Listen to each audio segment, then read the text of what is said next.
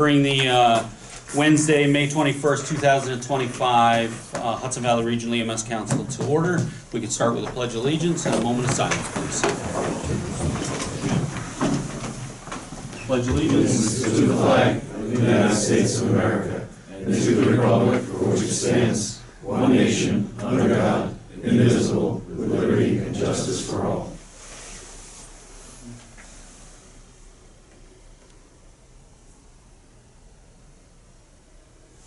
Thank you. Again, welcome to the meeting, ladies and gentlemen. As we get started, the first thing I'd like to do is just acknowledge that we are in the middle of EMS week. So for those of you that pulled away from your, yes, Norman, it is EMS week, or the mess that may or may not have just resolved itself. Not a problem. What I would like to do, ladies and gentlemen, is kind of acknowledge the hard work, dedication, time of away from your families that each and every one of you and those inside your organizations make to the communities that we serve each and every day. We take 1 week a year to acknowledge that when the service that you provide is 24/7, 365. So congratulations to each and every one of you. Congratulations to your members. And thank you for everything that you do to make this job a little bit easier. So the first thing that we're going to do is call roll call. But before we do that, I'd like to read into the minutes some last minute changes from the counties to there so that we can have one roll call and not two tonight.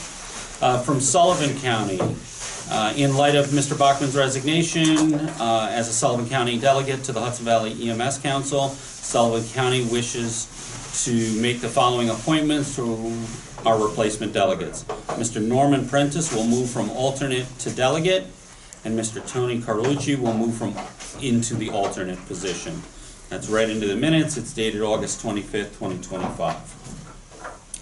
We have a correspondence from the Ulster County EMS Council President informing us that unfortunately they have two separate delegates they're going to open, as Kelly Nelson has resigned her position as part of the council. From Rockland County, we have a letter dated May 19th, 2025. Please allow this letter to serve as a reappointment of the delegate of Desiree Leon Stoll for a new term ending on June 30th, 2029. Respectfully submitted. And then from Putnam County, dated May 21st, 2025, at the May meeting of the Putnam County EMS Council held on May 8th, it was voted on and approved for David Jacobson to continue as a delegate for the Hudson Valley Regional EMS Council. So that's right into the minutes. So Karen, if you don't mind, can you read off the roll call with those changes, please? Sure. Thank you. You ready? Dutchess County, Chrissy Amy, David Violante, Here. Joan Sieber, Anthony Singh, Here. Robert Ridley, Here. Steve Scully Beeman, William Marshall, Robert Matrigano. Orange County, Michael Bigg, Richard Willey, Here. Wayne Chan, Here. David Grass, Here. Israel Knobloch, Frank Cassanite, Alexandria Wilshire, Nancy Pfeiffer. Here. Putnam County, Robert Cuomo, Here. David Jacobson, Here. Mike Mikulski, Here. Martin Miller, Nicholas Falcone, Steve Wygand. Rockland County, Bernice Garardi, Nick Rizecki, Tim Egan, Here. Desiree Leon Stoll, Here. Glenn Albin, Allison Spong, Ephraim Tauber, Here. BJ Leidner. Here. Sullivan County, Norman Prentice, Here. Alex Rao, Here. Neil Madow, Here. Anthony Carlucci, Susan Sherwood, Peter Goodman. Ulster County, Rich Parrish, Here. Karen Pardini, Stephen Sawyer, Jeff Ashdown, Jessica Foster.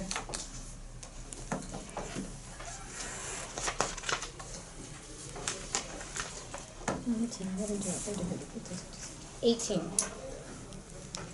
We have a 18 quorum. is quorum. Thank you. All right, we do have 2 actionable items in front of the council this evening. So what I'd like to do is move those action items to the front of the agenda to allow them to be move forward in a timely fashion and to respect the stenographer's time on task for doing that.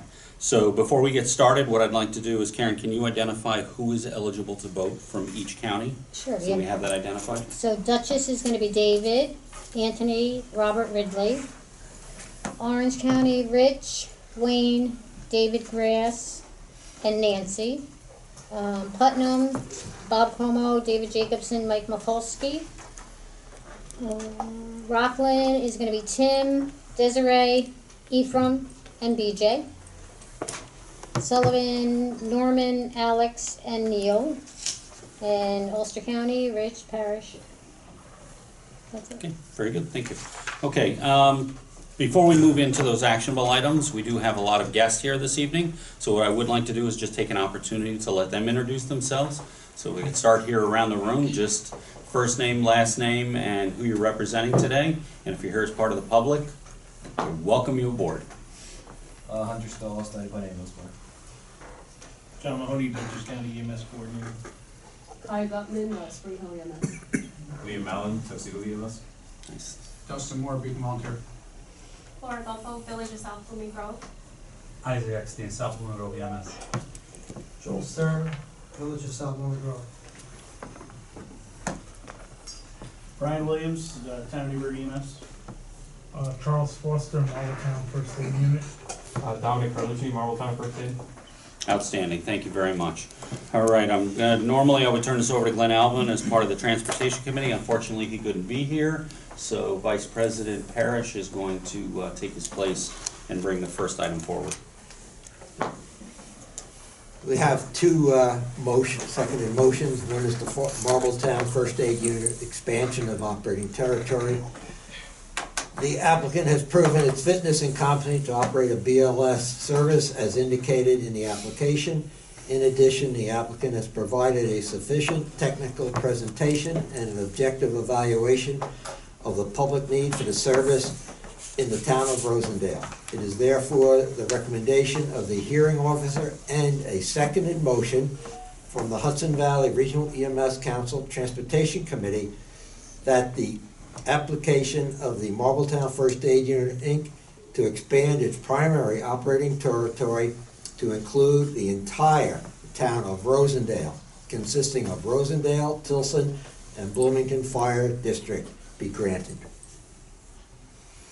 Okay, thank you. That comes as a seconded motion. So the first thing that I want to do is just make sure that I read into the record conflict of interest. So as per the Hudson Valley Regional EMS Council bylaws, Article 8, conflict of interest, the following is there. No officer or member of the council may vote on either matter in which he or she has a pecuniary interest. When an officer or member of the council is uncertain as to whether a conflict of interest exists, he or she shall disclose the matter in full council, which shall decide whether the conflict of interest is. Is there anyone on the voting board now that wants to declare a conflict of interest? Hearing none, is there anyone on the council that wants to raise a conflict of interest question? Hearing none, I will open up the seconded motion to a public comment from either the council members or someone in the audience that would like to comment on this seconded motion before the council.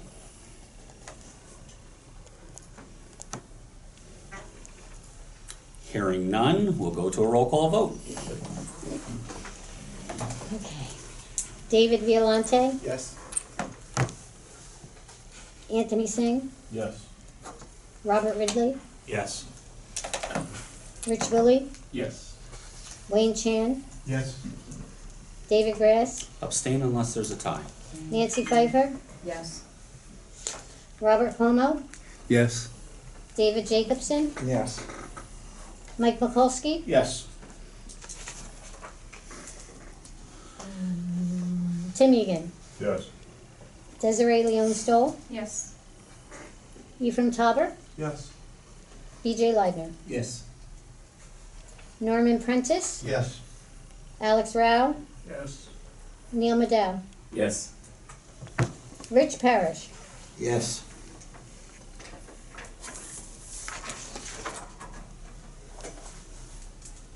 Seventeen yes, one abstained. Okay, the motion carries. Congratulations, Marbletown. Thank you. Paperwork will be signed and forwarded off to the state tomorrow morning, so it'll go off onto there. Okay, your next motion? My next motion is Village of South Blooming Grove EMS CON application. After numerous reviews and consultation with the New York State Bureau of EMS, it comes as a seconded motion to move the CON application to the public hearing. Okay, we have a seconded motion in front of us. Again, I'm gonna read the conflict of interest. As per the Hudson Valley Regional EMS Council bylaws, Article 8, conflict of interest, the following is there. No officer or member of the council may vote on any matter in which he or she has a pecuniary interest. When an officer or member of the council is uncertain as to whether a conflict of interest exists, he or she shall disclose the matter to the full council, which shall decide whether a conflict of interest exists. Is there anyone on the voting board that now wants to declare a conflict of interest?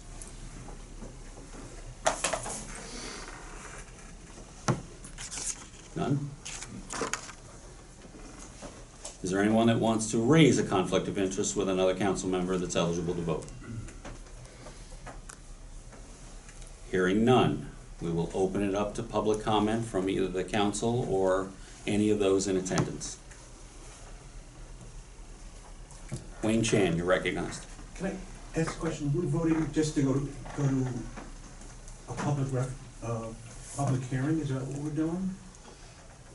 The seconded Yes. motion is to move the application to the public hearing phase of the application process as defined in 0606. So the rest of the application has been approved?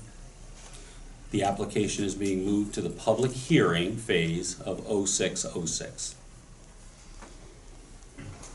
Okay.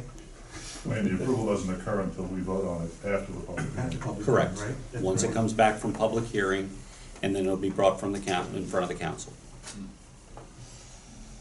So this just means that it's basically, it's deemed complete and ready to move to that process, right? Is that, After review of it, the recommendation from the State Department of Health is to move it forward to the public hearing. And the Transportation Committee. Transportation Committee, yes, yeah. The committee and consultation with the Department of Health. Are there any comments? Good evening, everyone. Again, my name is Laura Golfo. I represent the Village of South Blooming Grove, and I just wanted to say thank you to the Transportation Committee and to Mr. President for, conversing with me and communicating on this application. Thank you. Not a problem, thank you. All right, hearing no other comments, we'll take it to a roll call vote, please. David Violante, Yes. Anthony Singh, Yes. Robert Ridley, Yes. Wayne Chan, Yes? Rich Willie. Abstain. What? Abstain. David Grass, Abstain unless there's a tie. Nancy Pfeiffer, yes. Robert Como, Yes. David Jacobson, Yes. Mike Mapolsky, Yes. Tim Egan, Yes. Desiree Leon Stoll, Yes. Ephraim Tauber, Yes. BJ Leidner, Yes. Norman Prentice, Yes. Alex Rao, Yes. Neil Maddow, Yes. Rich Parrish. Yes. 1, 2, 3, 4, 5, 6, 7, 8. 16 yes, 2 abstained. Okay, based on an affirmative vote, this will move to the public hearing. So those that are representing the Village of South Blooming Grove, we will come up with a timeline to put out the public notice as well as hold the public hearing and still meet the timelines as defined in 0606 to bring it back before the council. Thank you. What's important to understand, ladies and gentlemen, that to meet those timelines, we will not be able to wait until the September 17th meeting. We will have to hold a special council meeting where we will require full attendance to be able to move on the Muni CON conversion to a full CON. Okay? We will lay those timelines out. We believe we have them timed out now. We'll be at the mercy of the hearing officer once they confirm the dates, and we will get those out to you, and they'll be made public as soon as we have those dates. We have a tentative timeline, but we need to confirm with their availability for that public hearing phase. So unless you have anything else from South Blooming Grove? Nope. All right, thank you very much for your attendance tonight. Thank you. Is there any other business before the council that needs to be read into the minutes and have a stenographer? Hearing none, thank you very much. Thank you. We appreciate it. Anytime. Not a problem. Okay, well now we'll get back on time with the agenda. So thank you for your patience, ladies and gentlemen. I appreciate you allowing us to do that, to be respectful of our guests, as well as the stenographer's time and attendance. What I'm looking for is an approval of the minutes that everybody should have received from the February 19th, 2025 meeting. I'll take a motion. Robert Ridley has taken a motion. And do we have a second? And Alex Rao is seconding. Any discussion, omissions, changes, corrections? Hearing none. All those in favor? Aye. Those against? Those abstained? Abstain. Wasn't here. There's always one in a crowd. Can't wait for the next state council meeting. Vice President's report, please, Mr. Parrish. All right, first, finances, met with Dave and Wayne to review the financial status, represented the council at the Lower Hudson Valley Hospital Mutual Aid coordinating entity and Hudson Valley OHEP with the Office of Hospital Emergency Preparedness. Transportation Committee, 7 meetings to date for the South Blooming Grove CON. Conference call with the Village of South Blooming Grove lawyer to review the documentation. Conference call with the Bureau of EMS and the Marbletown First Aid Unit expansion of territory. Protocol Committee, 1 meeting. Training and Ed, 1 meeting, and did a regional faculty audit for Rescue. The Remsco Committee, Training Ed, monthly Zoom meetings. The Safety Committee, monthly Zoom meetings. The Hazardous Weather Response Plan, they sent out a survey. We reviewed that. And I was asked to put together a tabletop similar to the one I did about a year ago. And what I'd like to do is, there was a foul weather incident at West Point, and if I can get the after-action report from that, or the agencies that responded to it, I'd like to use that as the exercise for that, and if I get it done prior to July, they may do it in September, but right now, it looks like it's gonna be at the December meeting. All right? And then attended the Ulster County EMS meeting. Any questions for Rich? Anybody want my job? No cigars this time? Yeah, no cigars this time. Very good. The President's report. It's been a busy last several weeks. As we've all noticed, Bill's exit has been sorely missed by nobody more than me. I've unfortunately had to consume, well, there is one person more than me, and she's taking a bow now. And every day I lock her door so she can't quit. The reality of it is Bill's loss of being here has been greatly impacted. Several of you sitting around the table are probably wondering where are we at with his replacement. Well, that's kind of a convoluted story. And really, it comes around finances. What's important for the council, I've reported on it in multiple meetings before. You have to remember that the program agency's funding is based on reimbursement for monies already spent. Unfortunately, we have not had a signed contract where monies have been returned back to us for expenditures since June of 2024. So we have been operating on whatever cash we have. That has left us in some pretty tight scenarios. I couldn't have conversations with individuals for replacements because I couldn't discuss salaries because I didn't know what our funding was going to be. We couldn't look at other alternatives for a program agency, as you know, we've previously discussed, potentially partnering with a hospital or a hospital system or with a third-party not-for-profit hospitalist group, because we couldn't talk what kind of funding we would have. Now, to put that in retrospect, so that you understand where we're at, the Buffalo program agency collapsed, and they were notified by their supporting entity that they would no longer be funded, and they imploded. They're managing to get by on where they're at now from what we gathered at state council meetings, and there are a couple other program agencies that are faltering on it. I did attend the state program agency meetings where it was interesting. There is a lot of conversations that are going on back and forth on how the program agencies can survive if things don't start to change. So as an example, we did receive our contract letters about a week before the state council meeting. Now, unfortunately, we had been promised, not in writing, because unless you have it in writing, it doesn't really exist, that there would be an increase into the program agency funding. Unfortunately, that never came to fruition. Cause would leave one only to speculate, right? We were at an interesting time when we were at state council meeting because we still had no state budget. So where things were going now, state council meetings ended on Wednesday, budget was signed on Thursday. As most of you are aware, any of the changes that we were hoping or were going to count on in Part R never came to fruition.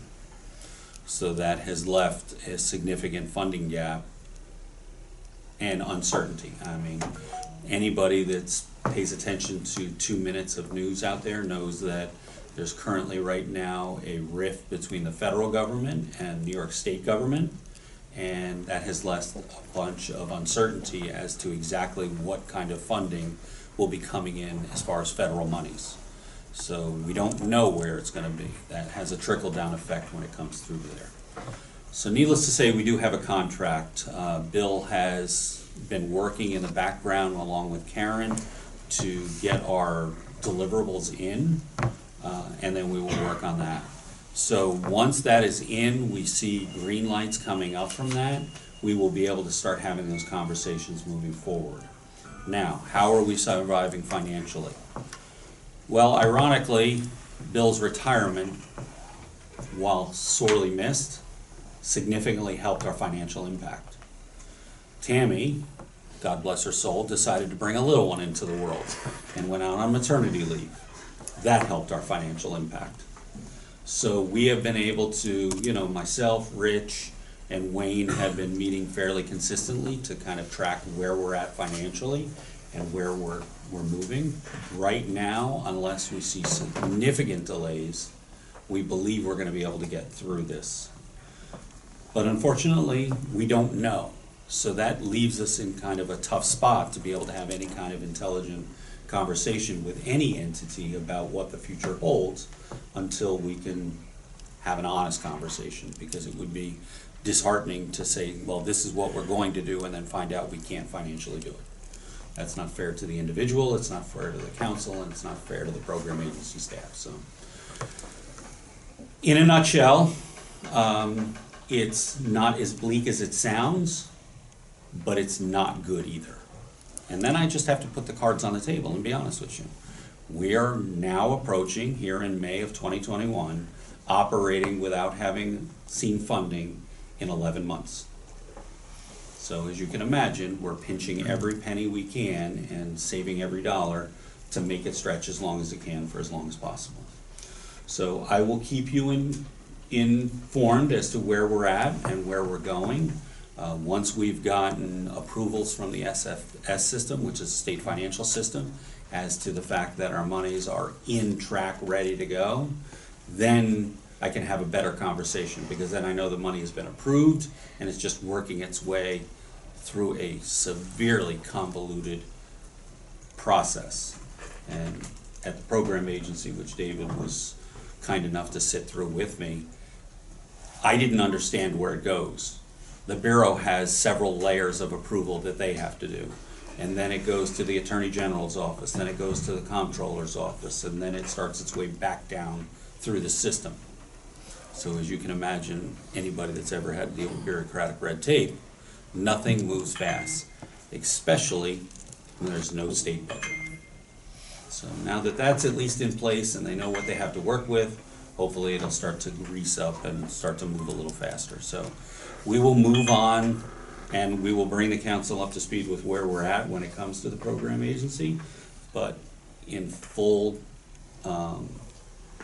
disclosure, that has been consuming the bulk of my time, is to try and keep the wheels on the cart, make sure that everything's getting answered, corresponding with attorneys that, you know, we do on a fairly regular basis to make sure that we're addressing their concerns and everything else that goes on. So it's been a pretty busy last several weeks. So that's my report. Happy to ad-lib anything you want. I think I droned on long enough to give you my woe is me speech. Hearing nothing, treasurer's report, please. Okay. We have 41 checks or electronic payments for $56,552.38.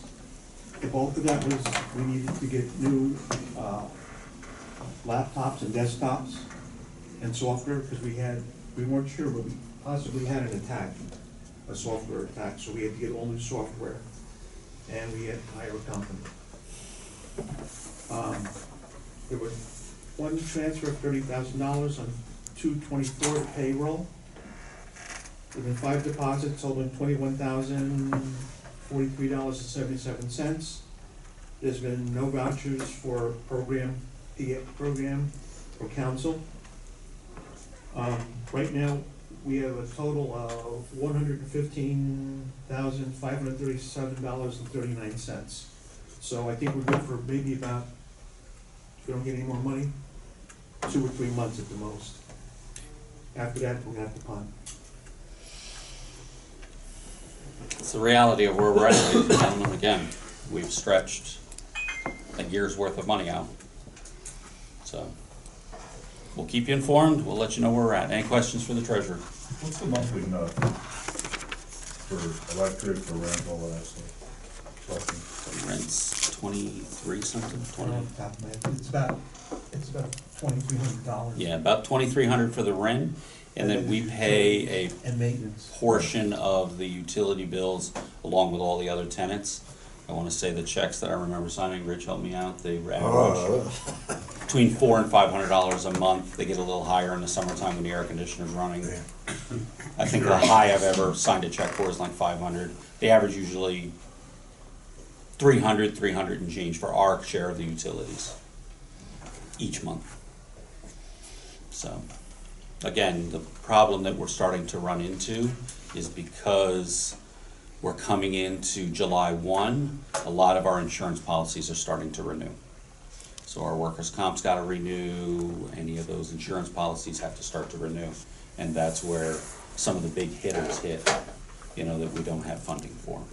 Now, one of the things that, you know, people have asked me asked before is, well, why doesn't the council just go take a loan out from the bank and then float it for the thing? That sounds legitimate, except we're not allowed to pay interest. So any interest that's accrued on the loan, we would then be on the hook for, because we can't voucher the state for any of that interest on the loan. So that's unfortunately not an option for us as far as there. Now, what we are open to discuss is if any of you have a gratuitous bank account and would like to, you know, loan us interest-free money with no expectation of favoritism, we'll be happy to have a conversation, but I'm only kidding. Okay. Yeah. Listen, I hope it doesn't get to that, but one program agency has closed already. All right, and that's the reality of where we're at financially. So, go ahead, Michael. How much does the state actually owe us?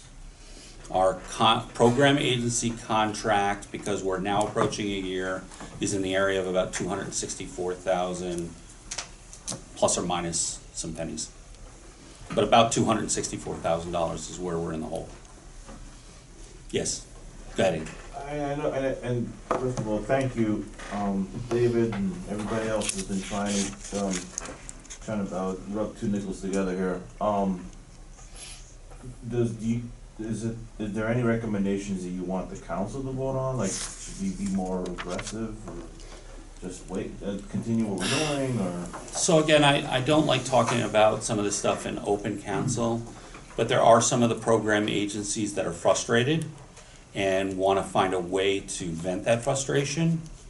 While I've had conversations when we're at the state council meetings with some of the other program agencies, I'm not inclined to, I'll support measures, but right now I'm not inclined to get involved in any kind of thing. Nothing ever goes well when you kick the hand that feeds you. Okay.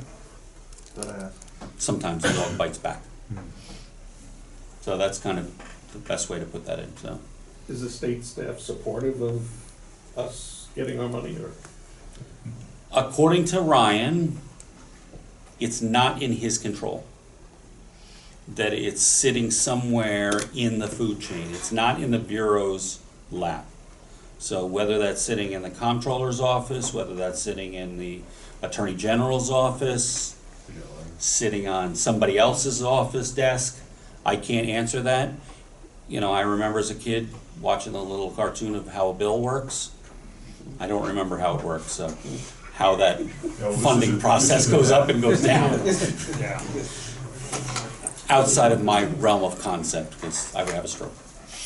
Many Desiree. people in the sorry. state are very supportive of the program agencies and want this to go through. They just don't know where it is or why it's taking so long. And a lot of the theory is that it was bound up and waiting for the budget to occur. Yeah. Now, I did ask, I'll get you in a second, Desiree. Again, not being an employee of the program agency, I could ask pointed questions without worrying about ramifications. So while we were talking to the three ladies from the finance division of the Bureau, you know, I asked them point blank, I said, okay, in a perfect world, if the budget was passed this week, which it was, we get all of our deliverables in along with the contracts in and signed in a timely fashion, when could we expect to see the first monies running in? And they looked at us and said, there's no way for us to do that, but in a perfect world, if you saw checks before October, they'd be impressed. And the reason behind that is, every program agency out there is going to be submitting at the exact same time. And the due diligence that it takes to go through those contracts is significant. Again, for those of you that have several hours to put into this, I'll be happy to show you the documentation that goes into submitting for the program agency, because every single penny has to be justified 3 different times on 3 different documentations. Desiree is up. Is the state willing to support or perform any of the duties or responsibilities of our program agency if we run out of money? Are they doing it for Buffalo? So according to Ryan, at state council meeting, and David, you correct me, or Rich, either Riches that were there, Tim, the Bureau reached out to the Buffalo Council and asked them if they needed assistance, and I believe their reply was not at this time. So to answer your question, I believe so. I believe the state is willing to reach out and work with them to help. That was my interpretation of that statement. Again, if you guys read it differently, please. Does that mean money? Or that? I didn't, there was no elaboration on it, it didn't go through, there was an offer if they needed assistance, and the Buffalo Program Agency had declined the assistance at that time. So Go ahead, Tim. what they're doing up there is they have an individual that is stepping up to do the things that absolutely need to get done. But my question was, Wayne just gave the treasurer's report and said that the 115,000 and change is enough to get us through 2 or 3 months. October is several months beyond 2 or 3 months from now. So I think now would be, and I'm sure you've already had these conversations, but we're going to develop as a council a contingency plan. in order to get us through the 2 or 3 or more months beyond, unless we are in a position to say, okay, we don't need a program agency anymore, which, I don't think is really a good idea. But I also, as you pointed out, everyone's gonna be submitting at the same time. This region is not the only one in this situation. Correct. As David pointed out, one already shut down, one program agency already shut down, and the rest are right on the same timeline. Some will go sooner, some will go later, but they'll all go by the end of the year. Correct. I'm kind of hoping that, and I was gonna bring this up in a little bit later, but I guess now is a good time. I was approached by John Mahoney, you're still here, the executive, county executive for Dutchess County, Sue Serino, had approached John. You guys should have got an email from me here not too long ago, where she's looking to take initiatives like this to the Association of County Executives, to try and push it in front of the legislators to maybe move it along a little faster. So I can tell you that my response to her is going to be, we need these program agency fundings quicker than October. Even if they find the money somewhere else and then replace it back into there, and again, I don't know how that would work at the state level with money, but I would encourage each and every one of you to look at that list that John had put together and that came from County Executive Serino, and let's support her initiative along with your county executives to figure out how we get them to understand that this council and the program agency and the work that they do is not just invaluable, but it's needed. So that would be my response to how we would handle that at this point. Because the only way that this is going to work, in my personal opinion, please correct me if you disagree with me, is political pressure. I think as part of that response, we should articulate what it is that program agencies do on behalf of EMS throughout the region. Correct. So do you need a motion for that, or do you have enough to do it? This is individual I support. would recommend, I mean, it's gonna come from our council. I'm going to generate the letter off to County Executive Serino on behalf of the region of what my top priority is. If you guys have something that you want me to add to it, I'll be happy to. But again, I'm one noisy little guy in the corner. But when one noisy little guy turns into several noisy people, the legislators have a tendency to kind of react to that. So my encouragement would be to go back to your county executives and say, look, funding this program agency is a top priority for us, and whatever you can do to get whoever is holding up these funds to release them is gonna make a difference. And it's not the sky is falling, woe is us, the sky's already fallen in Buffalo. So, anything else on that? I don't wanna take up the whole meeting. All right, hearing nothing, thank you. Oh, do we need a motion to vote on the treasurer's report? Tim's got a motion, do I have a second? All right, Robert seconded, all those in favor? Aye. Against? All right, thank you very much. Tammy, QI report. Okay, so now that I'm back, I'm And looking. welcome back. Oh, thank you. Now that I'm back, I am going to be looking for the agency's updated QA/QI plans, which brings me around to we're doing a regional update of the entire region's QA/QI plan currently. A bunch of the REMAC members have sat down and decided that we're a little outdated. We're going to try to get some of those forms made digitally, so that's going to be coming hopefully before the end of the summer.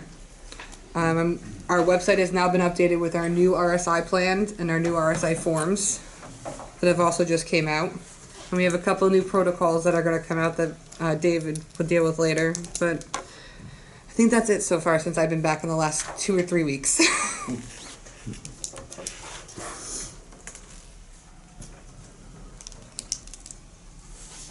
No questions for Tammy? Hearing none, we'll move over to committee reports. Desiree, do you have a report for you and Bernice? Training, so, we haven't had our first official meeting as co-chairs of the training committee, but we did meet with Dave and Karen kind of went over some of the background of the committee.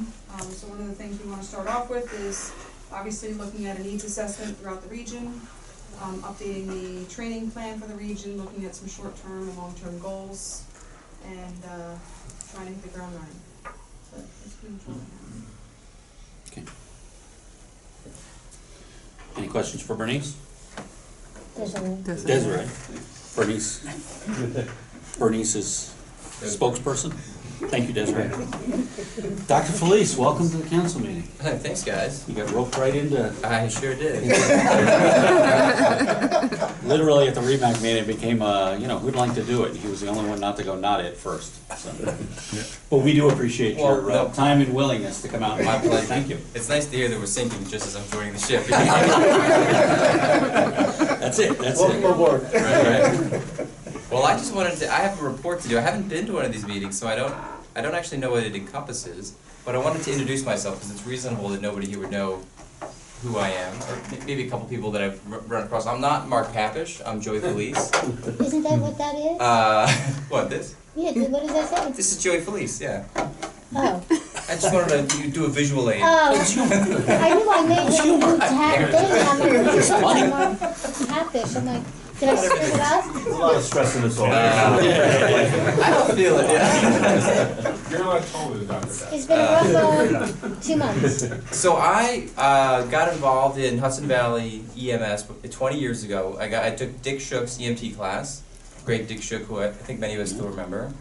A couple years after that, I got my medic. I worked, did my ride time at Mobile Life in Kingston and Rosendale, actually, when they had the station there. I worked at New Paltz and Diaz ambulances. And then I went and did my medical school at Downstate in Brooklyn in 2011. In 2015, I started my residency at Yale in emergency medicine, and I finished it in 2019. And I came back to the Hudson Valley because I'm from here.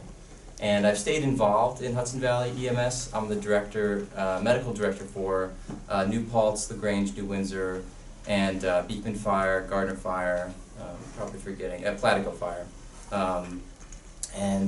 Yeah, I was the only person who didn't run out of the room when they asked for a new Remsco director. I think that, I'm no interest in any sort of pomp and circumstance with this role. I would like to be helpful, though, and to be open and accessible to you guys. So can you take my cell phone number down?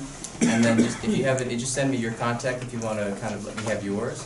And then if there's anything that comes up or any questions, then we all kind of know each other. So my cell phone is 845-705-4256. I currently work as an ER doctor at 845-705-4256. That's my cell phone. And if you want to send me your contact, then I'll have yours. I currently work as an ER doctor, a nocturnist. I do night shifts at Vassar, a few nights a week, and I've been there since 2019. And I also work at St. Luke's, and I'm going there tonight. So if I have to leave, it's because my shift starts at 9, and I got to be there at like 1:45. In terms of this report, other than just report on myself, so from the REMAC, I think the big salient thing was that we voted to change the credentialing policies with a little change in the timing, but we needed to get your, maybe actually Tim, could you actually elaborate? It's basically a 45-day window we want to get the credentialing stuff in. Yeah, Karen was handling that. You mean the 40 for credentialing? That was for the big thing that we Yeah. had from the REMAC. So what we did was for the ALS providers to renew their credentials. We used to give them, so their packet had to be received by me, sent to me 45 days prior to the expiration. Then we gave them the rest of the month to get all of their lecture hours. Now, all of their lecture hours and their renewal packets have to be submitted 45 days prior to their expiration. If they don't meet the requirements, then they have to make up all their hours, and then they have to come back in and take the MAC exam over again.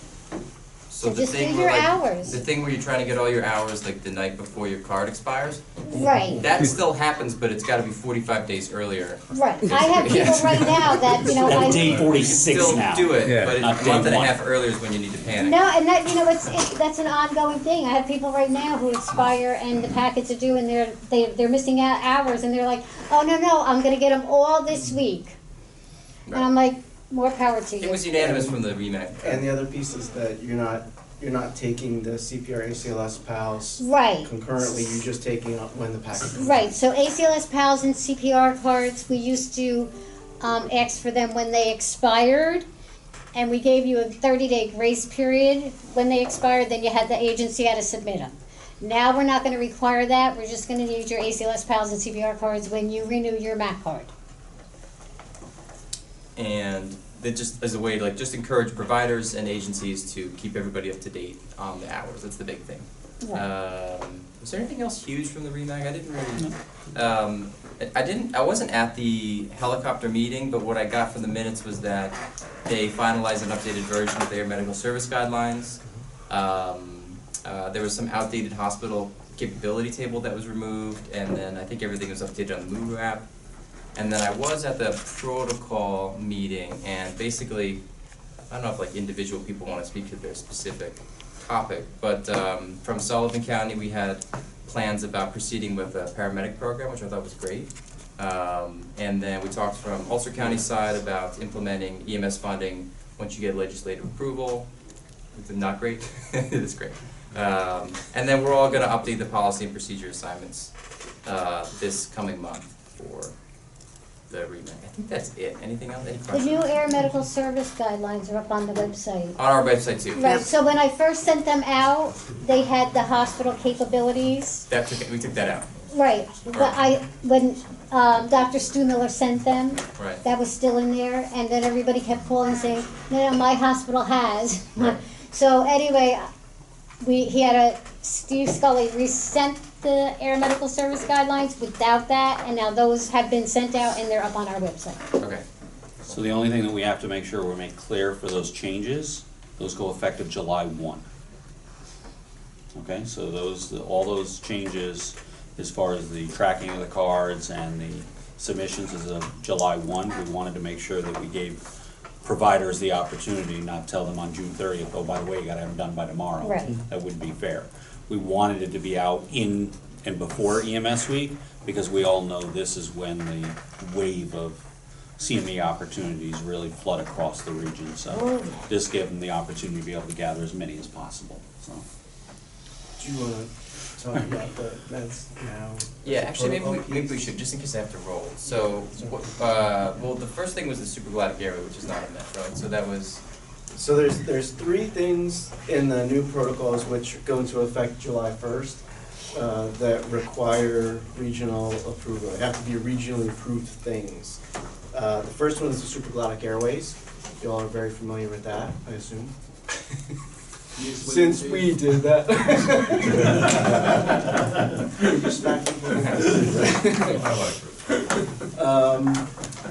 What's new about that, and just an amazing feat of what happens sideways when, is that the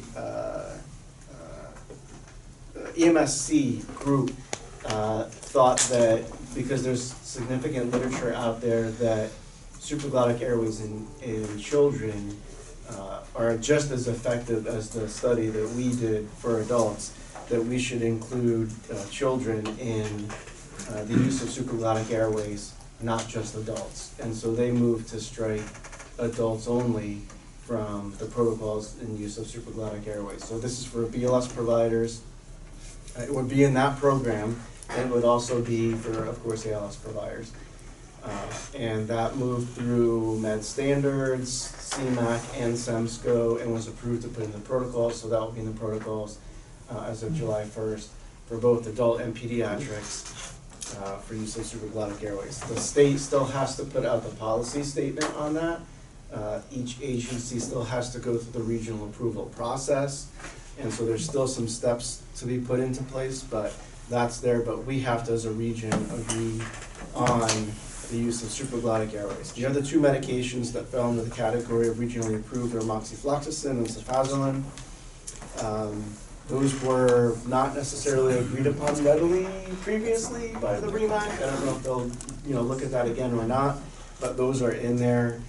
And then medications that don't require regional approval, but which providers must follow a regionally approved training program, or tranexamic acid, TXA, and olanzapine.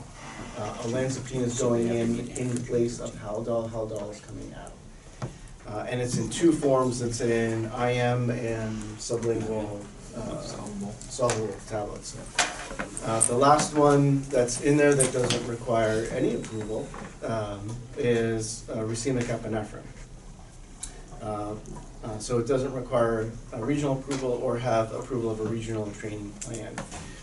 So since REMAC is coming up in a couple of weeks, we thought probably the best thing to do is to have this body contingently approve these items on REMAC approving them. So then that way we don't have to wait until our meeting in September, way after the July, start to do these things. So that's supraglottic airway devices and then the two antibiotics, moxifloxacin and cefazolin or ANSAP. So Dr. Felice, you want to make that as a motion? Yeah, motion for those three to be approved. I will say that I think it's unlikely based on the reception we got at the prior REMAC when we brought it up that those two antibiotics probably won't be approved by REMAC. But if we approve them here, then at least we could bring it up for a vote again. I think the NSAP, oral was, they were against that, but IV was. Yeah, I just don't think that there was like they didn't really see like a need for it in our particular region with our transport times and the hospital availability, because we're talking about these antibiotics for open fracture and intrapid situations. Yeah, I mean, they're using it on the air medical side. One second. Hang on one second. I just need a second for Dr. Oh, Felice. okay. Okay? All right, so now we have to second it. Now let's go to the comments. Yeah, and I may have taken it Robert differently. I Redley. thought they were saying that the oral would not be because we're trying to keep them NPO, right? So, Yeah, but IV, right. Especially with these 30-minute transport times, was proved beneficial. Yeah, and moxifloxacin would be only as an oral. Yeah. Any other And only for questions adults, or too. comments? So, I think the supraglottic thing is a win. it's for sure. phenomenal job. Okay, so for clarity, we're going to ask for a vote to approve these policies pending a positive vote from the REMAC Council. Does everybody understand what you're voting on? Okay. No other questions? All those in favor, hands up. Opposed? Hearing none. We have a seconded motion, passed unanimously, so as long as it gets through REMAC, it can fly off with approval from that. This way we don't have to wait, because REMAC's meeting on June 4th. We don't come back until September. June second. June 2nd, all right. June. Monday, June, 9:30, be here, B square. That's for REMAC. That's the For REMAC meeting. Dr. Felice, thank you very much. Appreciate your time and attendance. If it would help your schedule. I can hang for another 20 minutes. No, I'm just saying for future reference, if it would help your schedule, I can move you up to the agenda. Oh, I'll email you if I'm working on the Wednesday night. I do pick up some of these Wednesday nights Yeah, in Newburgh. just let us know, and if Thanks. it's convenient for your schedule, we can move you up. I appreciate it. All right, I'll let you know. not a problem, thank you. Can I ask a question? Tammy, you asked a question. Last question, you do it. Sounds So- fairly similar to All my right, home so we life. have agencies that have already been approved to carry these medications. Yeah, I was surprised about that. For the antibiotics, Because I yeah. Right, because we said that if they sent a letter to REMAC, that REMAC would approve them to carry them. Right. My understanding from the vote that we took at REMAC was that it was not approved. That it was. So then what do you want to do with the agencies that are currently carrying That's them? Newburgh, to be Yeah. specific. No, I think Newburgh Yeah, it's has Town of it. Newburgh and who And else? Montgomery. Yeah. Montgomery, and I thought there's one more too, I thought there was one more also. I'm not sure which one it Maybe is. New Windsor? possibly. No, I don't remember, I don't remember anything from Michael. Yeah. All right, so here's what I'm gonna recommend. I know. Oh, Let's TXI follow is- up with this on Tuesday. Okay. right, because Monday's a holiday. So let's follow up on this on Tuesday, and let's talk to Dr. Papish and get clarity out of him as the chair of the REMAC. Okay. All right, and then we can go from there. And to be clear about the supraglottic airways, we did a study on iGel. What came out was the ability to use any kind of supraglottic airway that was regionally approved and approved by your medical director, as long as you have done the appropriate and sufficient training on that particular supraglottic airway. So if you don't want to use an eye gel, you don't have to, but whatever you are going to use has to be approved by your medical director and then approved by the region's groups. Do we have to go back, if we already approved for the adults, do we have to go back and do anything additional to buy the peds ones? I think you have to. Or grandfathered in? No, you have to have decent training on the peds ones, and like, the process is But gonna I'm be for approval for similar. the region though. You're gonna have to have approval to do all of it. Again. So separate protocol. Yes. Now, you can submit your training things that you've done for your folks, and I imagine that that would suffice for the region instead of having to do all that stuff again, although it's not a bad idea to re-go through it. Yeah, we're gonna have on board. And then include pediatric components, right?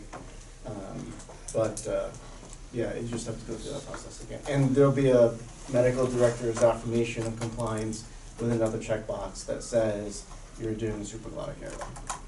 So for an agency that hasn't done anything yet, and they're just starting out, would it be all or none when we do it? Would it be adult and peds, or they get to choose whether they want to do just adult and not peds? Isn't it either?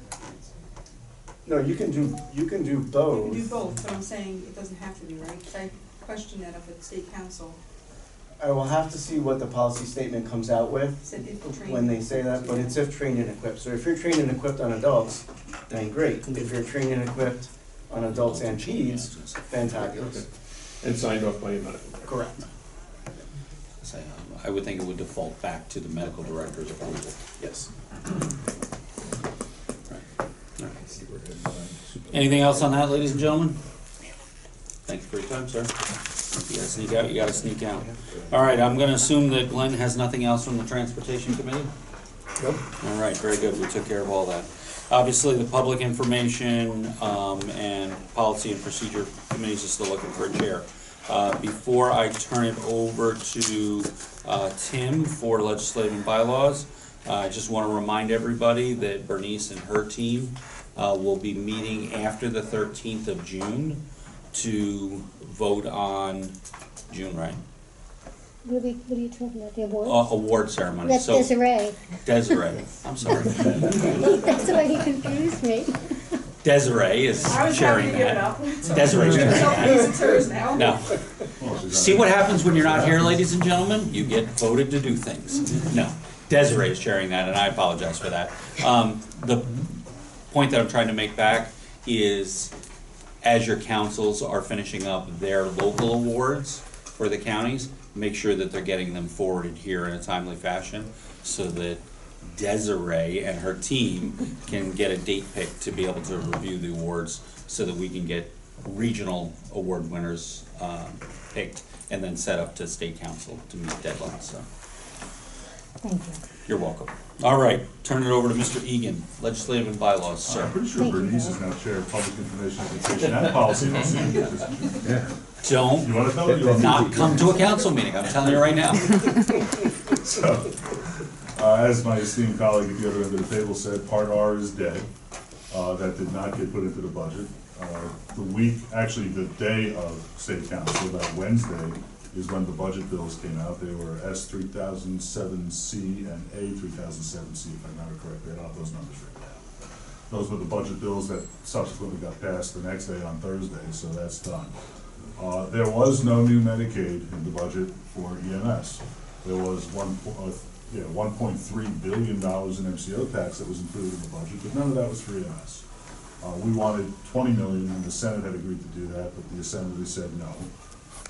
And the executive was on board with that. And $20 million was really the first of three stepped increases that would get us to 67 is what we were looking for to get us up to parity with Medicare for Medicaid, but that didn't happen, so moving on. Community paramedicine was extended, some say for 2 years, although Ryan in a meeting the following day at a CP task force meeting that I was at said till 2029. So I think there's still some confusion, but it's extended for at least 2 years. To be determined if it was actually another 2 beyond that. The other thing that was not included in the budget was buprenorphine for paramedics. That was omitted from the budget. However, there is a separate bill, and I'll get into some specific bills that Senator Hitchie's carrying right now, he's trying to get through, that would allow buprenorphine to be, really all that's doing is would add paramedics to the law in addition to nurses and physicians and so on to allow them to administer carry buprenorphine. So we'll see where that goes. That left Senate Health and is in Senate Finance right now. Last I heard, that was on the 13th of this month. I don't know where it is in the Assembly, but again, the Assembly is usually a stumbling block. All of the legislation that I talked about at our last meeting is still there as standalone bills, but there's been no progress because everybody was focused on the budget. The session ends on June 12th, so if anybody has any particular pet projects on any of the legislation that we've been talking about, please make sure you reach out to somebody. I can tell you who to, the Senate website, the Assembly website, find out who to get to champion those particular bills and get them pushed through.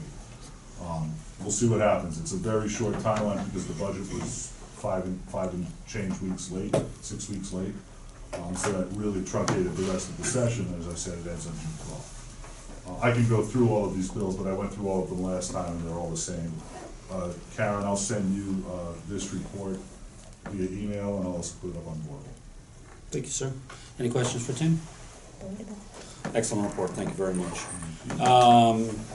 Do you have anything to add on community paramedicine, or you summarize it? Actually, no, I'm glad you brought that up. So the day after State Council, so 2018, in Article 30, we talked about this again last time, stipulated that there had to be a committee that was formed, a task force or a work group, I think it was referred to in the law, that had to be formed to come up with regulation, to come up with recommendations for regulation to the Bureau so that they could craft, the policy shop, Gina and George and the gang up there could format into regs recommendations for not only community paramedicine as it relates to Executive Order 4 from 2021, if I'm not mistaken, during COVID.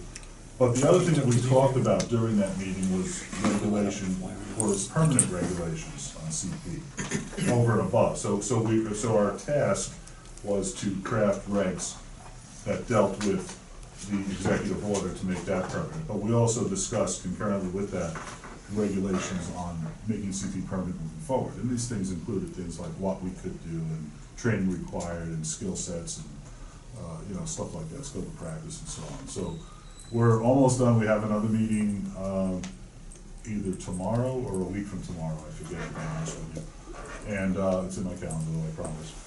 And we're almost done with that. There was a 60-day timeline on it. It has to be done before the session ends, our recommendations. And then the Bureau will polish up those regs and we'll probably be speaking about it at Remsco in September. So there is a lot of work being done on CP to regulate it. And the problem is the extension on the law does not allow for new programs. It still only allows for the pilots and the stuff that was authorized under the executive order. So we're hoping that we can turn that into permanent law, but that's going to require changes to Article 30. So, and that's the definition stuff that very few of us got together at the December, or really before the December Remsco meeting. You remember Dave and Mike McAvoy, myself, John Washko, a couple others got together and crafted a definition that was then put forth to Remsco, which voted on it to make a recommendation to the commission. And that happened, all of that happened, and the Assembly was pushing back on things like the words non-emergency, on things like continuing education, on things like research. So when we heard about that, we went through Article 30, and it took us about a minute and a half, went through Article 30 and brought up the sections in Article 30 that stipulate under law how and why we have to do that. So the pushback was on stuff that was crafted in law 30 years before. So, very strange. Didn't happen. Thank you, sir. Great report. Any questions for Tim? All right, hearing none. Mr. Cuomo, the nominating committee is up and ready to go. Yes.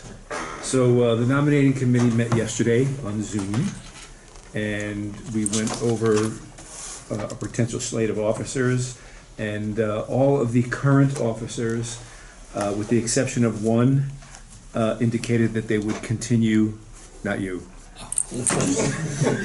indicated that they would continue in their role. The one exception to that was Wayne Chan. He let us know that he was unable to continue as treasurer. And Wayne, thank you for your service as treasurer.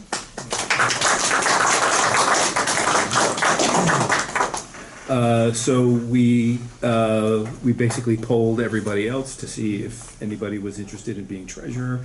And Anthony Singh has agreed to run for treasurer. So we have a full slate, so when we get to new business, we'll have our elections, unless you wanna, I don't know how you want, if you wanna wait for new business. David, do you mind staving off and let them go through the elections now? So that I Do it can now. say no now? Do it now. All right. Might as well just go now, please. Okay. Thank you. So, the way we need to do this is we'll have to go through each position. I will announce who the nominee is, and then we will entertain any additional nominations off the floor. And I'll have to ask that question 3 times before we call for a vote. Okay. So, I say we start at the top, so we get president, we do. Don't let it escape. Do president, well, yeah, that's the idea, not, so that Dave can't escape. Okay, so, for the position, for the office of president, To bring that before the council. the nominee is David Grass. So, having said that, are there any nominations off the floor for president? Are there any nominations off the floor for president? Are there any nominations off the floor for president? You people just. Hearing none. Need a motion from the floor to accept the nomination and. Make a motion to accept the nomination, President. Robert, seconded by Norman. Robert. Ridley, All in favor? seconded. Aye, opposed? You. Congratulations, Dave, again. Just for president. Okay, for the office of vice president, the nominee is Richard Parrish. Having said that, are there any other nominations off the floor for vice president? Are there any nominations off the floor for vice president? And are there any nominations off the floor for vice president? Hearing none. Close Would accept nomination. a motion to accept and have a second? Yeah. Jesus, that was a lot. So Norman's gonna be the, Who's he's second? Tim Egan, along with several colleagues. Okay. All those in favor? All in favor? Opposed? Congratulations. Thank you. Again. Yeah, I'm with you. Thank you, congratulations. Okay, Richard. for the position of treasurer, we have, our nominee is Anthony Singh. Having said that, are there any other nominations from the floor for treasurer? Something tells me I'm gonna be talking in my sleep tonight. Are there any other nominations from the floor for treasurer? And are there any other nominations from the floor for treasurer? Okay, having said that, would entertain a motion to accept the nomination. Tim and Robert. Treasurer. All those in favor? All those opposed? Too late. There you go. Thank you very much, Okay. congratulations. Finally, for the office of secretary, Karen Pardini is the nominee. Are there any other nominations off the floor for secretary? Are there any nominations off the floor for secretary? And are there any nominations off the floor for secretary? Hearing none, is there a motion to accept the nomination? Tim? Who's the Second? Second, Anthony. Anthony? Tim and Anthony. All those in favor? Opposed? Thank you very much, congratulations. Somebody call Karen and tell her she was voted in. And the nominating committee is now done for next year. Thank you very much. Thank you, Bob, appreciate it. All right, now we'll move over to the state council meeting. Do we have to? Well, you could just say, did you read the minutes?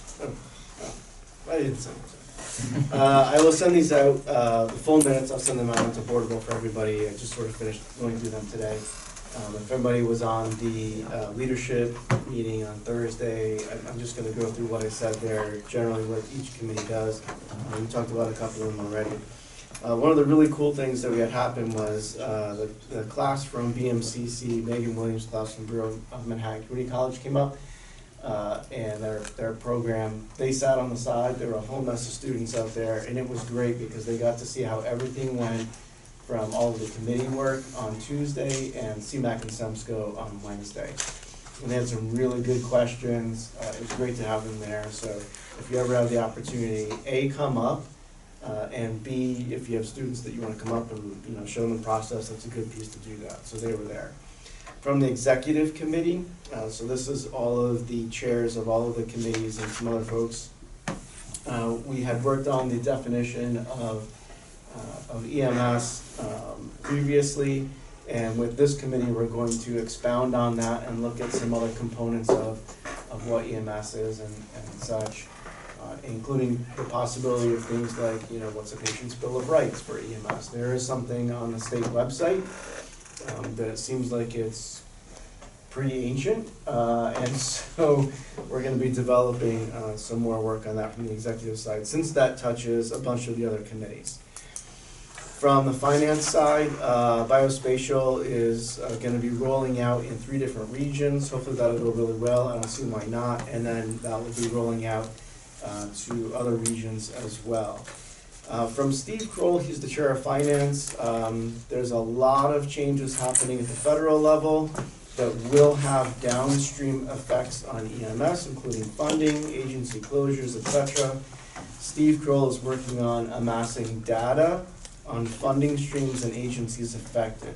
If your agency is affected in some way from some funding stream from a federal issue, please get in touch with him. He's keeping track of all of that. His email is steven.kroll@delmarems.org, and that's a V, STEVEN.Kroll, KROLL, @delmarems.org. From the training side, Don Hudson is the chair of that. And they have a lot of pilot tags going on. So there's the PSC tag for New York State. There's a field training officer tag. There's a regional training plan tag, and then a functional job description update tag as well. So there's a lot going on the training side. Tim brought up all the stuff with legislative. In addition to legislative and rules, we're adding regulation because why not? And so they have a lot of regulatory packets that are being updated. So it's equipment and vehicles that is going to be going out for their second, I think, and final comment period. Ambulance build standards, blood administration programs, and systems and quality performance standards. So all those things are regulatory packages that are going out. Mark Devers is on systems committee, and we had a lot of talk from a group called 5 Quad Collegiate EMS. From Albany, they received the National Collegiate EMS Foundation Gold Award. Previously, they received the Bronze and the Silver Awards, and this recognizes engagement with the community. They are doing just some amazing stuff, and so what's really cool with what they're doing as a collegiate program is they have probably 3 or 4 times as many applicants as they can handle for their EMS program per semester. And so what they do is they say, hey, come on over, check it out, spend 8 hours with us, and guess what we can do for you? We can sign off on your form to have the state fund your EMT training, right, as a part of some of the training capabilities and whatnot that are out there with the state. And so that then allows folks to get state-sponsored EMT training at the core sponsorship level without having to be part of an agency yet. And so that allows that process to occur. And Ryan was like, wait, you're doing what? That's amazing. That is really cool because it's a good way to get more EMTs in the system. They actually run mutual aid out into their community. They're a part of all the plans, the regional plans and all of that. So they're doing a lot of great stuff. So if you have a college in your area doing some of that, it's good stuff to do. Safety, Andrew Knoll is the chair of safety. They're working on management of escalation tactics, operation of emergency medical service vehicles, hazardous response plans, Part 800 reg updates, restraint policies, stretcher operations, and they're also looking for other ideas relevant to safety that the committee can work towards. So if you have anything, reach out to Andy Knoll. You can find him on Boardwalk. Quality metrics, Beth McGowan is the chair of that. we're working to update the quality improvement webpage so that it just goes to the Remsco measures page, and it's not just regurgitated information on that one page. The data integrity tag is working between med standards and quality metrics, and getting data from your fingertips to the hospitals and the state and back to your fingertips to know what's going on with your patients. So right now, Dr. Felice won't be able to get information if your report isn't completed in a timely manner, and it gets through all the process it needs to get to it for the state, and then back to him at either hospital that he's working at. So A, we have to make sure that the reports are completed. B, that at the agency level they're locked and set appropriately. And C, that then the stuff can hopefully be able to come back to you. But one of the things we're finding is that most reports are getting to the state, but the different vendors, PCR vendors, are using a variety of codes, and the mapping is a little wonky. And so the state is working through that. They're doing a great job. There's a new guy up there, George, don't remember his last name, but he is working with the data group, and he's doing a phenomenal job with them, and we're making great strides with that.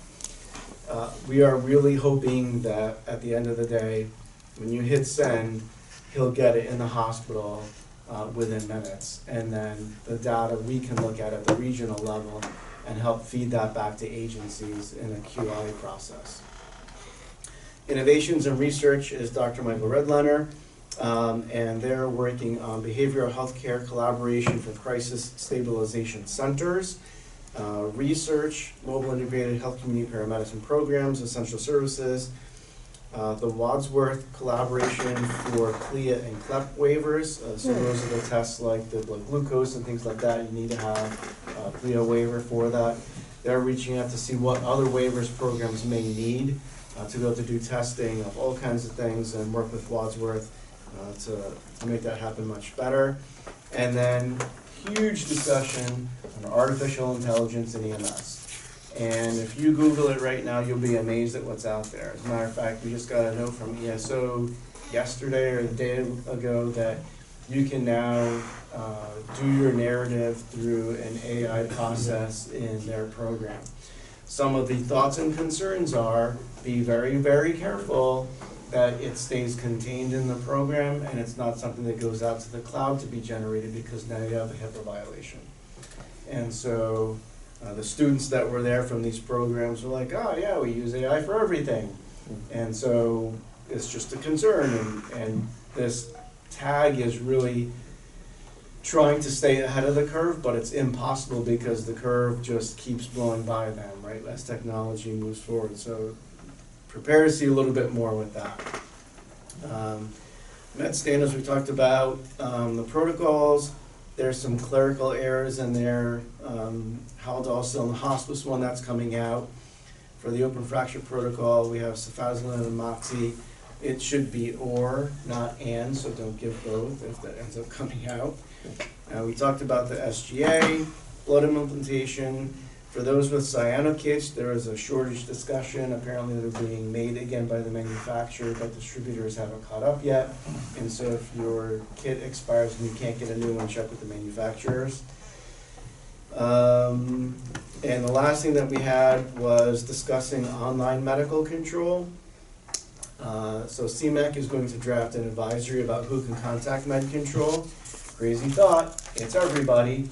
And so everybody from CFR, EMT, paramedic, AEMT, whatever, if you need to contact medical control, contact medical control. They are very willing and happy to help with whatever situation, and it's better to call than not to call. The next set of meetings is in September 9th and 10th in Troy. We had a great EMS memorial turnout yesterday. It was fantastic. The weather was a little windy, but it turned out to be pretty good. A lot of great folks that were out there. A lot of participation and show from everybody in EMS and vehicles and such. So it was great. So if you haven't gotten up there to see that, you got to go up, check it out, and then be there next week. And unless there's any questions for me, that's kind of my So the report. only thing that I think I might have missed, because I'm still trying to figure out why I didn't say no to the nomination, but we can talk about that later. Correct me if I'm wrong, wasn't there a second and approved motion that an agency medical director at an ALS level had to be a Yes. a regionally medical control physician Yes. approved by REMAC? Correct. I read Okay. that. Yes, so that is Okay. true. I should have Okay, been here, just my wanna make sure. apologies, thank you for reminding me. He is correct. Your medical director of your agency, At ALS? ALS agency, thank you, must be a medical control physician approved by the REMAC. So for those of you that are ALS agencies, or you wanna go back to your local councils, make sure that those ALS agencies understand that, you know, that might affect them if they're using a physician that may not have medical control privileges.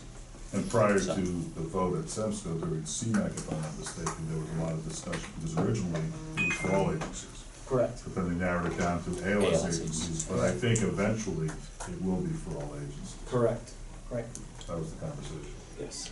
That'll be interesting, so. All right, any questions for David? Thank you, very thorough Thank you. report, appreciate it. Is there any committees that we missed?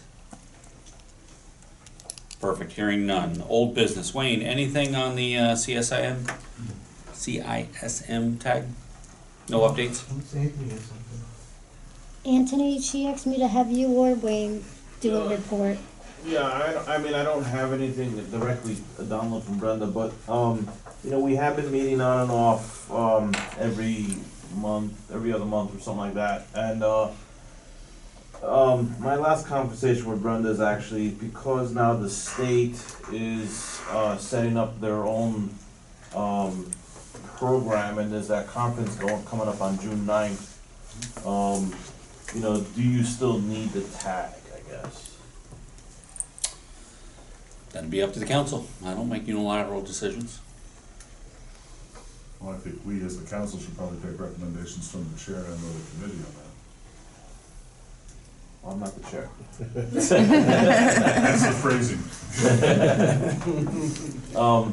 But I mean, so Brenda was asking me that question too, is like if everybody's doing that stuff, right? So, I mean, the other component of that is that it seems like every county's doing their own thing. Right. So it's kinda hard for us to Coordinate it. yes, because, every county kind of likes their flavor, so. So unless there's a reason to not to, go ahead, Rich. Don't we have, they're looking for somebody, and help me with this, Karen, from mental health, from here, didn't somebody from NIAC sign up for it to become our rep? They're gonna go to that June 9th meeting, but there's more Fellowship. afterwards, the fellowship, thank you. Yeah. There's actually two people from were Hudson picked. Valley. Yeah, 2 people from Hudson Valley were picked for the fellowship, I know at Oh, least how did one you is guys from know Rockland. that? What? How did you know that? I didn't get nothing. Discussed at the last. Because they were, Remsco meeting. yeah, and they were told that they got it, so I know one at least from Rockland. Oh, got they it. never sent us anything. They said that they would let us know who was picked. They made that decision last week. Did Let you me get check my something? emails, cause I got it as an No, email. I didn't get it. I got it with the names because I reviewed it and I Maybe they saw sent that it to Bill. there was two. And what's supposed to be happening with that is they're supposed to go to the June 9th, and then after that, they're supposed to meet quarterly and come back with plans and be part of our education program at the region, correct? Yes. Yeah, and I think the benefit of being chosen is that you get your per diem covered to make those trips, right? So, but the June 9th event is actually not limited to just the fellowship. Yeah, and on today's state conference call, there's seats still available for that if you'd want to go to it. 4 seats left? I think it was 4 or 5 seats, yeah. It started out with 100 and they got overwhelmed and it's up to 200 now. Tim? Yeah, I would suggest before we even entertain a discussion, everyone a vote to dissolve this committee, that we thoroughly consider this, maybe get a report from the committee, or at least the committee chair, and maybe discuss it in the next meeting in September because there's a lot going on. All right, I agree with you, There's a lot going on. and I think it Things would that we probably just be brought better to wait tonight till that- the outcome of the June 9th training. and then go very from well there. may be that that committee helps to facilitate that individual being here doing things, or those individuals. I in what agree. they do, so. We'll wait. All right, is there any other old business that we had? Just if you Anyone wants to bring circulate forward? those names, can you circulate it to that tag as well? I will go back and find the email, get it to Karen, and have her circulate it out to the agency, because I know I saw the list, and I know that there were 2 names from the Hudson Valley that were applied, so. All right, hearing none. I'm gonna open it up to new business, and I have one thing to report.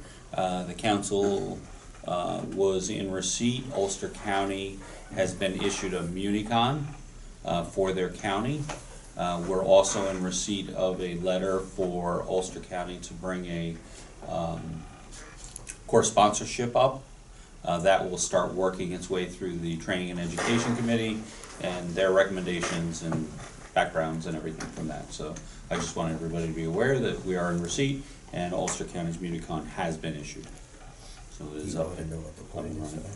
What's that? No, I don't think that's necessary here for today, but we'll go from there. Is there any other new business?